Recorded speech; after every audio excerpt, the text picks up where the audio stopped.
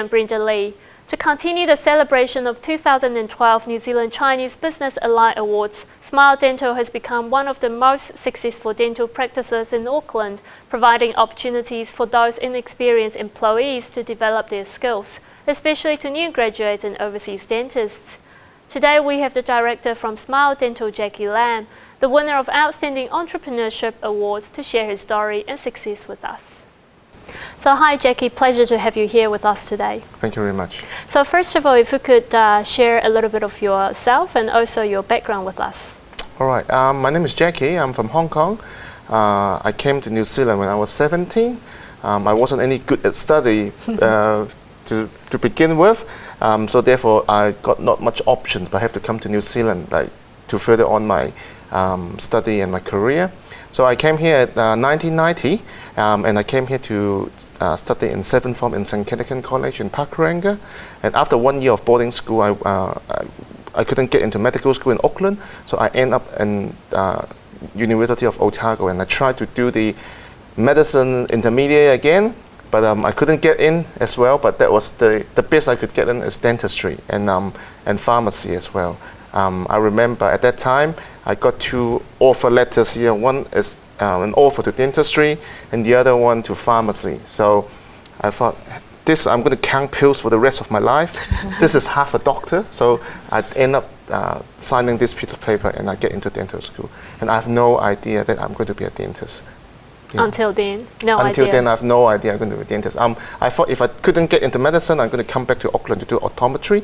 But the paper couldn't cost credit back to Auckland, so that's why I end up staying in Dunedin and start my study in dental school in Otago. And I graduated in 1995 and then came back to Auckland in 1996 and started my own business in Auckland.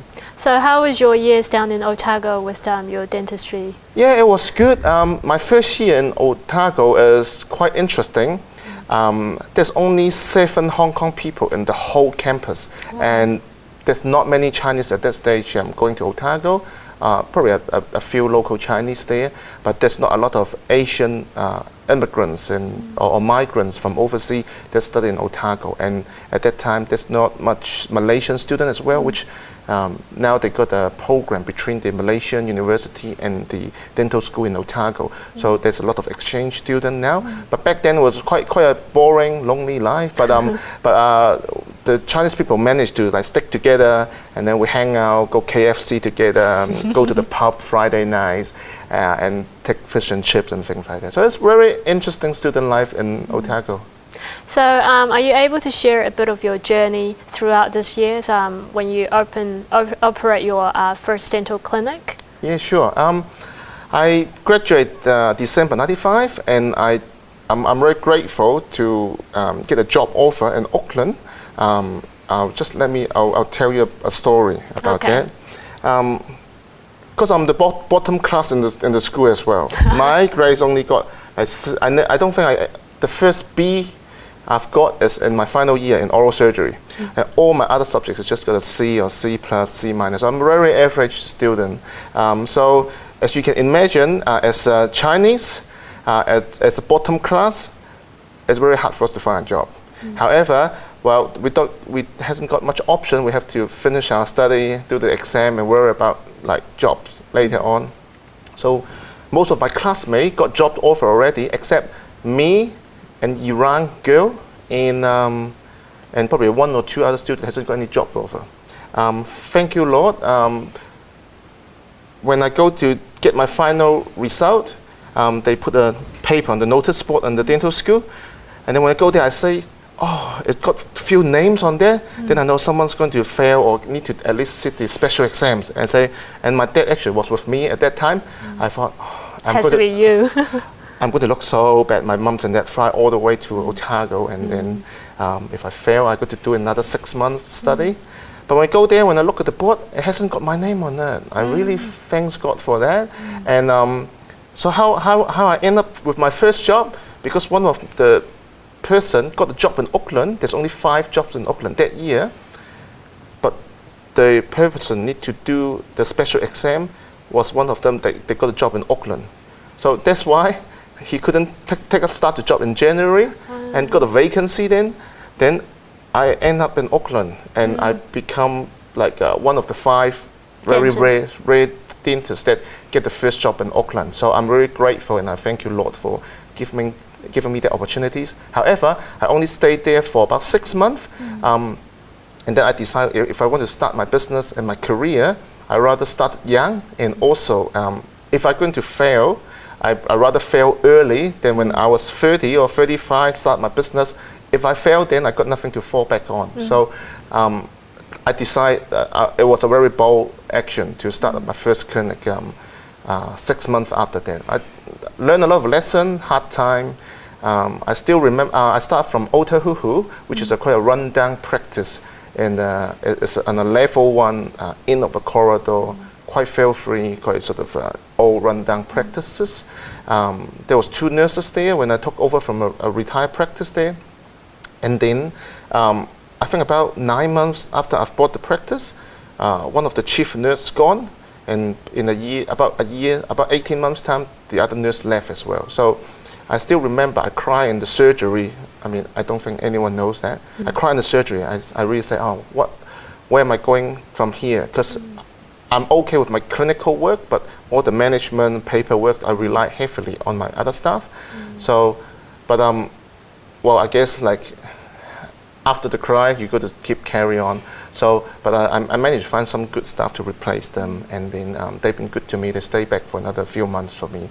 So that's how I started. In about a year's time, then I started my second clinic in Papakura, and then 1998 I opened Remuera, and then I think it's year 2000 I started Takapuna, and then now I have 8 clinics in Auckland. Yeah, like you mentioned now, basically from none to 8 clinics. So throughout this year, I'm sure you have met a lot of difficulties, challenges. So how did you manage to resolve them? All right. I think one of the most important things is I'm a Christian. I think my faith gives me a lot of strength, internal strength, that I can like face a lot of difficulties. I pray, and I got a lot of good brothers and sisters in church that supports me as well, and I got good parents as well, both financially and mentally, and a lot of business advice my dad has given me, which is very good. So I'm grateful to have so many good people around me throughout my career. Facing difficulty, I'll say you have to be bold, like when you're facing a challenge, and I think attitude determines your altitude. Like you need to have a positive attitude towards work and people, and when you face a challenge, to be honest, sometimes there's no way out. It's just like I still remember that was probably my first year started. I was all on my own doing a very difficult surgical extraction of a wisdom tooth, and I get stuck. And that was about 5 o'clock or something like that. There's nowhere I can send the patients to, and I'm just all on my own. I guess sometimes life, you have to like press on yourself. When you think that is your limit, you just got to keep pressing on and give your 110% or 120%. Then at the end, I took the tooth out nicely. It took a bit longer than I expected, but I guess I learned from my clinical works, and also from throughout the years. I think when you face difficulty, the only way out is you have to press on, and you can't rely on anyone. Sometimes you just have to rely on yourself and press on. Because I understand that probably back then, not many Asians, perhaps, or even like Chinese, operate any dental clinic. Yes, that's right. So what was the original, what was your motivation that pushed you that further? I'll say the only reason I want to open clinics, or maybe my dream was open 3 clinics, and that's about it. Because I thought that should be enough. I mean, I probably not able to cope with too many practices, because running a business is hard on its own, and if you're running like multi-location, it's even harder. My only motivation is I don't want to work. So that's why I want to open clinics, so I can hire people to work for me, so I can do the things I like to do. So that's pretty much is my laziness that sort of give me that sort of ambition. I want to, I need to have someone to work for me, so I can have my own time to do the things I like to do. So it's more of reverse psychology. You can say that, and I think I think I read an interesting study lately. I think it's from Harvard or something like that. Most A-grade student works for the C-grade student, and I think I'm one of the testimony. Like, because I was just catching up with some of my colleagues in the conferences last year, and I just found out some of my colleagues is still working for someone else. Up to now, it's about 17 years now. He's still working for someone else, and I know a few of my colleagues. They open a practice and then end up closing down. Open another one, close down. Open another one, close down. And I think I'm really lucky, and I'm very grateful to have a great team supporting me.